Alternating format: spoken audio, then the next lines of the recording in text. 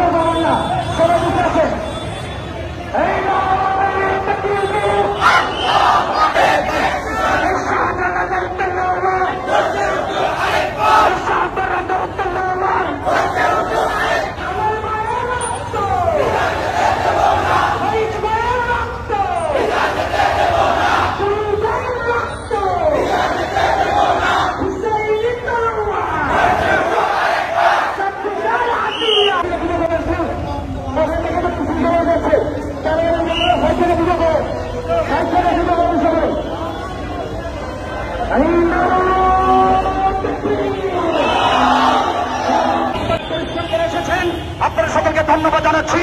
গাজীপুরবাসী, টঙ্গীবাসী, কুমাইলবাসী আপনাদের আন্দোলন অব্যাহত রাখুন। কেন্দ্রীয় দিক নির্দেশনা আসার আগ পর্যন্ত আপনারা মাঠ থেকে উঠবেন না ইনশাআল্লাহ। সবাই গাড়িগুলো ছেড়ে দেন, যার যার মতো ইনশাআল্লাহ বাড়িতে যান। আল্লাহ আমাদের সকলকে কবুল করুন, আমিন।